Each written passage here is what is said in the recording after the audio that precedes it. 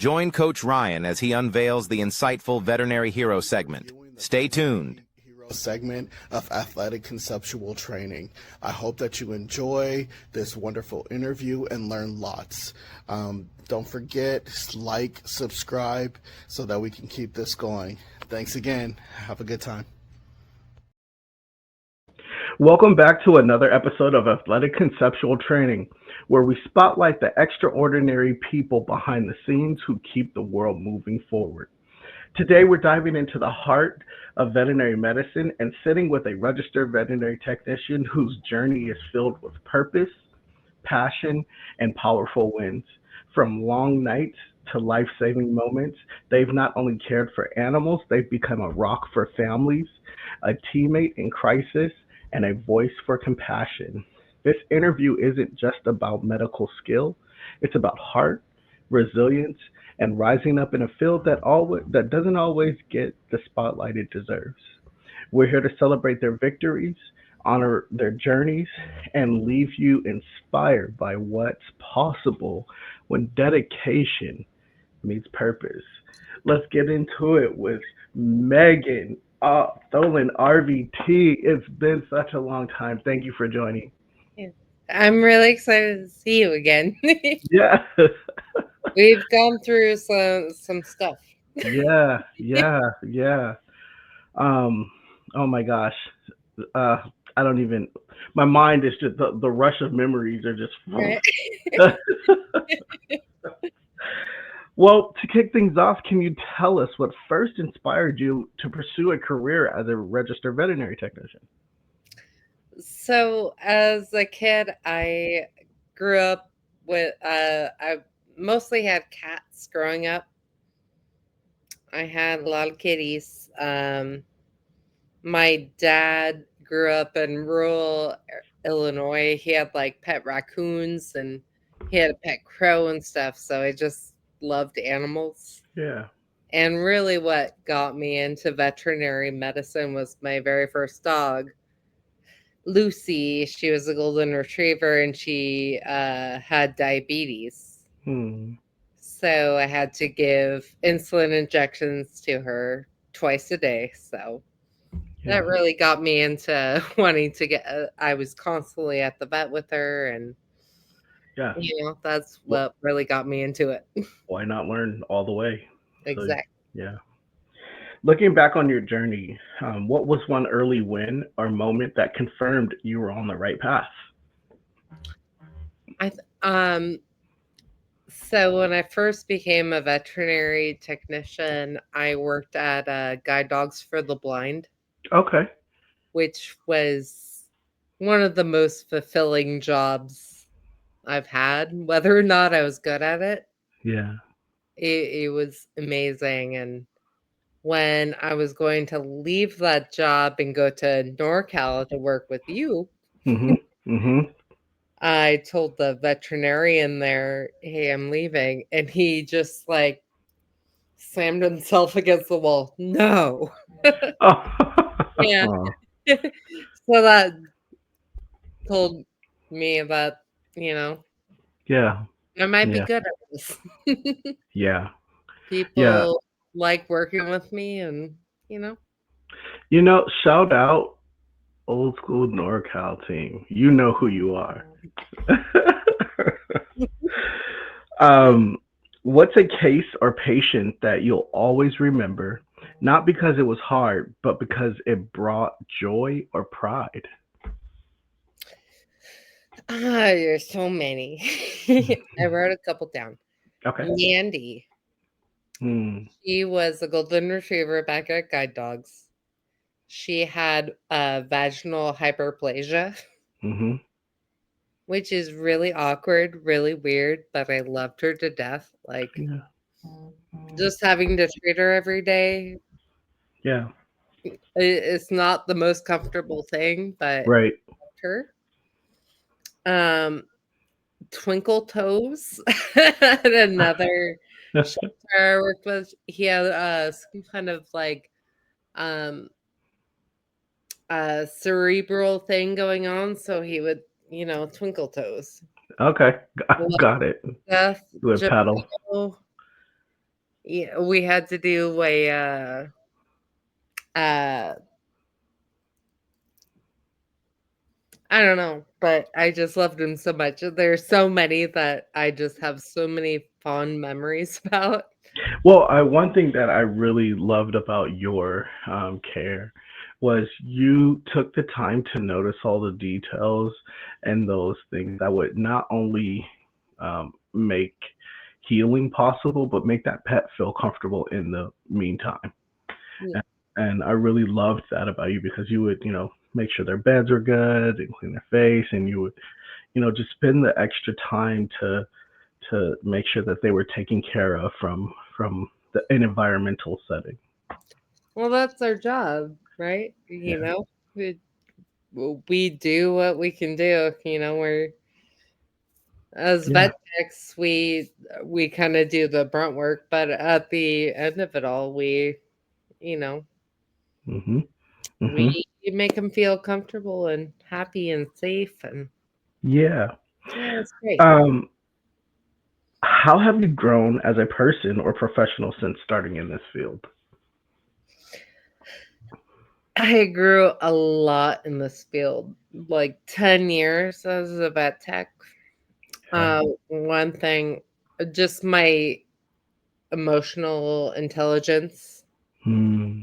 being able to relate to people and relate to people on an emotional scale. It's hard seeing a loved one be sick Yeah. and Yeah. and hurting, and being able to be there with people really grows you as a person and Mhm. matures you in a way that you can't describe. What part of your job would you consider your superpower? Again, the emotional intelligence Yeah. behind it, being able to acknowledge suffering and being there to help people in their hardest, like most difficult parts of their lives. It takes Yeah. a special kind of person to be able to do that. Yeah, and another um please direct me here, but I mean, just knowing your story from a personal level, I felt like I saw you go through a rough time personally, Mhm. which really guided your growth. It A- really. And we don't have to get into details, but that was one thing. Like, Yeah. I just watching you. Yeah. And, like, I'm open talking about that. You Mhm. you were there when my mom passed away. I was Yeah, at work. yeah, And I was like, "Hey, I gotta go. My mom's sick." And the next day she was dead. And then, yeah, my dad passed away not too yeah. long later, and having to,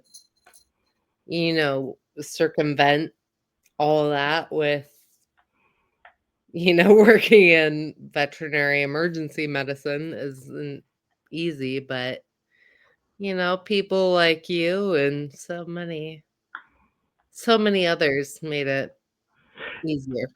It was it just I wanted to just give you like a big virtual hug every time you came in, and the way I could do that was by protecting your environment, you Yeah. know. And I just did a interview with Dr. Kim Carlson over at Linity, and one Mhm. of the things she kept talking about um, was servant leadership, and that means taking yourself out of the equation.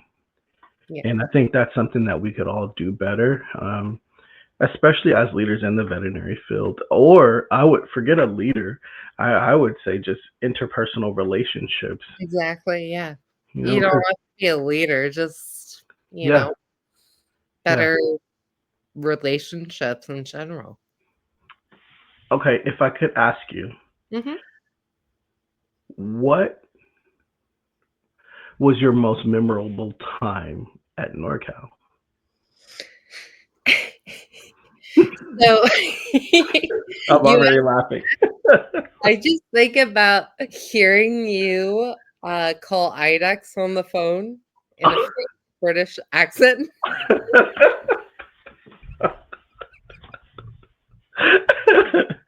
It still brings light to my life. Cheerio. I can't do it on the spot now. Yes, I'm sorry, I'm that done. was so That's fun. it. That was it. Okay, wait, my turn, my turn. My Okay. favorite was when Sam Saba. Oh. Right. Tabitha was like, she was getting on him about something. And he said, I don't have to listen to you, not my real mom. It was just timely too because we were all serious. And it was so funny. So, getting up to this interview, remember the bread? Yes, The sourdough bread? yes, I'll just leave it at yes, yeah, no. that. Oh wow. Yeah, that was so many good times. So many good A times. lot of good times. Yeah. It's the people you work with that make it. It was. We had such a good time saving lives and taking care of Yeah, pets. And it really did feel like a close family. it was. Yeah. Um, is there no how do you hope to inspire the next generation of RVTs or animal care professionals? S- I love this question because I don't work in the veterinary field anymore. Okay. I left it like 5 years ago and I still have my pets and I still bring them to the vet as I should. Yeah. And the education I gain from that Hmm. allows me to be more understanding. And I mean, my pets are thriving because of that. I'm not Yeah. pain in the ass, so to speak. So Um, you I really value the people who still work there. Every time I bring my pet into the vet, yeah. I appreciate you so much. It's always around Vet Tech Week too, so I bring them cupcakes, I bring them Red Bulls, because they understand, and I feel like I'm that one pet parent who's like, "I was a vet tech," and but Yeah. I get Yeah. it, Yeah. Well, you that's know, like, awesome. And I am sure those people appreciate those snacks. yeah, you know, Lena, you Yeah. remember Oh my chicken and fried rice and um those what are those? The the pork buns, buns? pork buns. Yeah. Yeah. Yeah.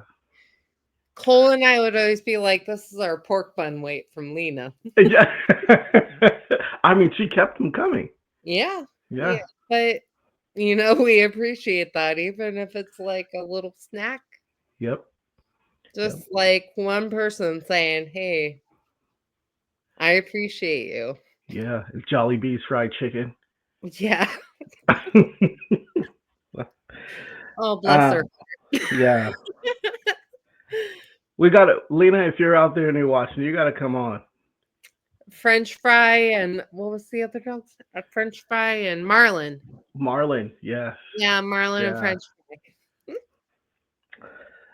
Um, what's one word or phrase that sums up your mission or legacy in this field? Or what was? Oh, um, patience. Takes a lot of patience. Even now, like where I'm working now, I just nothing's dying right now. Yeah. Yeah. I have that calm about me. I can, it's okay. No, It's okay. everything's Yeah. fine. It's okay. Well, one of the analogies, because I'm marrying sports and veterinary care together as two of my loves.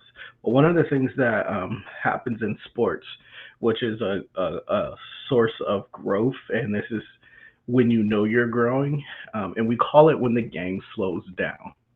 And that means um, the game doesn't actually slow down, but you're able to slow the game down yourself and make better decisions in each situation, and you're not just panicking and reacting off of fear and anxiety. And I think what you're explaining is that in the veterinary field too, because I've gotten to that point. I mean, we still get overwhelmed and things like that, but you realize, especially in an emergency setting, that okay, if we slow down and triage, slow down and take our time, we can actually move faster through this than Yep. just running around wild. Yep. And that's growth too. Exactly. Yeah. It's just everyone stop, calm down. Yeah, Let's get to this. And I take that where I'm working now too. And that's awesome. yeah. Last question. Where can people connect with you and learn more about your work? Or if they have questions, um, reach out. Um, nowhere really. If you're Well, I work in mining now. Okay. Wow. Yeah, I getting burnt out on vet med around the pandemic. I wanted Yeah. to still be in something science driven, so I found Yeah. a lab job and it was in mining. So now I'm doing copper mining, and Okay. and Awesome. now it's a lot less stressful. During the pandemic, when I was trying to find a job here, Yeah. I found myself I had to throw up every single morning because my anxiety was that high. What led to that? So, okay. This is something we could have addressed earlier, but here we are. Before the pandemic, I was working in an emergency hospital, and I was bringing a post-op PIO out for potty. The tech told me she's a little skittish on the leash, just be careful. So I double leaded her. Hmm. She got away from me. I chased after her for about a mile before she was hit by a car right in front of me. Oh, And I think that was like the major thing. Like, I don't know what I could do. yeah. And then, especially during the pandemic with the curbside service, Yeah. I was nope, Yeah. can't do it. Yep. And it was something like so many people have so many, vets, techs, they've had close calls like that or have experienced it themselves. Yeah. So I had that connection with that Hmm. situation, but that was something like I I'm so sorry. couldn't get over that. I still think about it all the time. Yeah. And it's been like 5 years, 6 years, Yeah. and yeah, That's tough. Yeah. I mean, that whole time period through yeah, COVID is something that I don't, we were inundated with work and expectation, and we were overworked. We were not overpaid. I mean, we were happy to have a job, but, you know, yeah, that was, that was a tough time all the way around. yeah. It was like the bottom rung of the uh, what did they call it? Like required professionals. Yeah. Like we weren't nurses or doctors in Yeah. the human hospital. It was Oh, below that. Even though we were there every single day doing, you yeah. know, Yeah. yeah. Wow. What would you change about the field?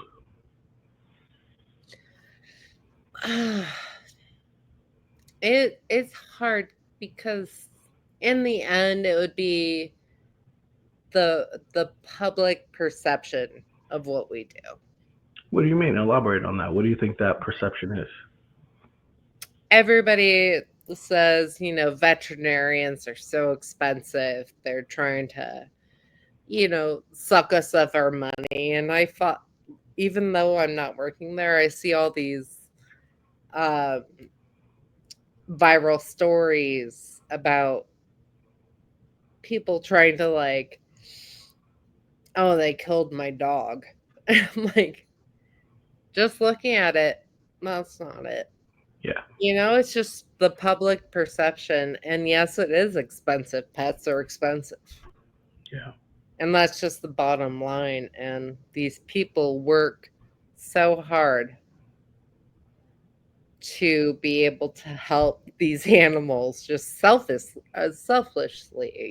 like, sure, we've worked with vets who are really difficult and seem like they're running these tests for nothing. Yeah. But 99% of the time is because they're doing their job and, Yep. they just want to help the animal in any way that they see fit. And Yeah. Yeah, there's a big disconnect still. I mean, I think it's getting better, but there's still a huge disconnect from public perception and what actually happens. And that's one of the things that really inspired me to do this podcast is I wanted to be able to let the world know from us what is really happening and what our opinions are. Um, no, that's what I really appreciate about that, because people really don't know unless they're really close to us. yeah.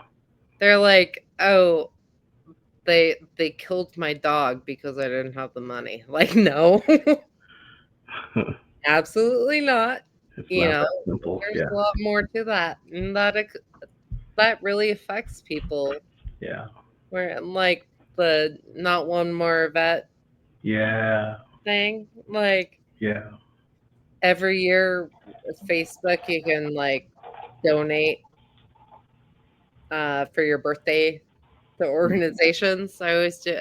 They paid my rent. Really? Yeah. That's awesome. And after I left the field and I was at that point where I was vomiting every morning Yeah. because I couldn't do it anymore. Yeah. That organization paid my rent, and I'm Wow. it's amazing. And Shout out Not One More Vet. I would love to get you guys on here and have a conversation with you. Um, they're you- truly amazing, and yeah. we need that kind of support behind everyone in the veterinary community. Yeah. Really. We really do. Yeah. Thank you, Not One More Vet. Yes. Well, um, thank you for joining. Thank you for having a conversation with me. I think we're going to have a part two to this because I think there's a lot left on the table. There Um, is. I I would wrote love, some notes, and but yeah, yeah. I would love to have a conversation with the old crew all together and have some laughs and just dive into some topics. it will be Um, a mess, and it it will be will beautiful. a beautiful mess, yes. Well, ladies and gentlemen, thank you for joining this quick segment here with Megan Tholin, RVT slash what do you do now again? I'm a minor now. A minor, yes, a minor, yes, but will always be an RVT. Yeah. Um, This is Ryan from Athletic Conceptual Training. Don't forget, go and like and subscribe on Athletic Conceptual Training on YouTube. Coach Ryan 925 on Instagram and TikTok. We do have all of our shows on Spotify as well, and you can catch this video and interview and so many more. Megan, thank you again for joining us, and we'll talk soon. Thank you, Ryan. Bye.